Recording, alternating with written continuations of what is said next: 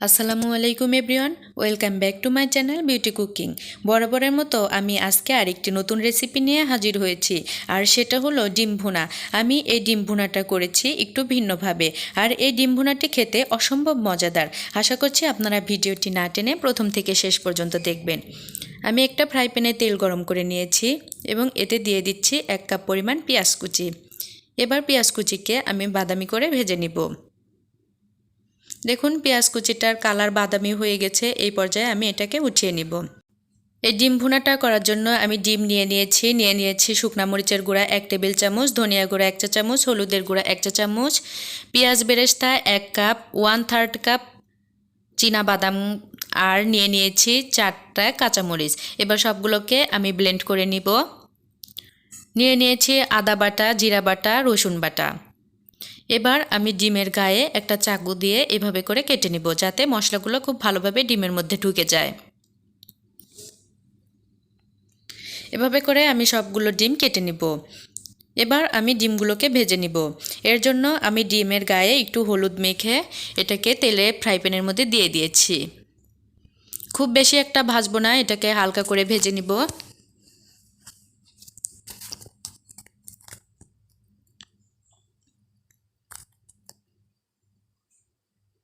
ডিমগুলোকে হালকা করে ভেজে নেওয়া হয়ে গেছে, এবার আমি ডিমগুলোকে উঠিয়ে নিব।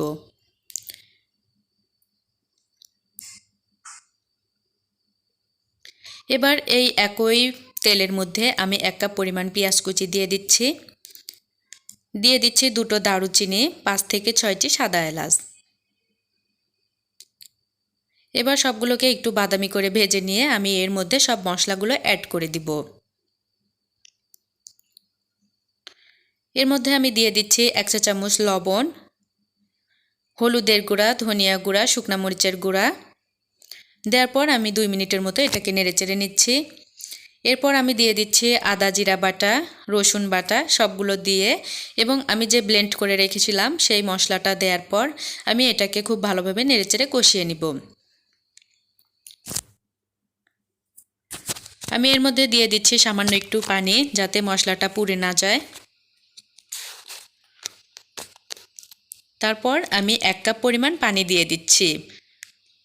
আপনারা পানিটা দিয়ে দিবেন, নাহলে এর কাঁচা ভাবটা থেকে যেতে পারে। দিয়ে দিচ্ছি 1 টেবিল চামচ পরিমাণ চিনি। এবার খুব ভালোভাবে কষিয়ে নেওয়ার পর আমি এর মধ্যে ডিমগুলো দিয়ে দিচ্ছি। ডিমগুলো দেওয়ার পর আমি সবগুলো ডিমকে একটু এভাবে করে নেড়েচেড়ে ঝোলের সাথে মিশিয়ে দিচ্ছি।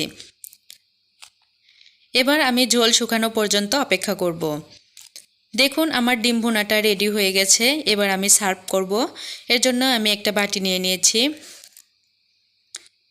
এবার আমি সবগুলো ডিমকে বেড়ে নিচ্ছি।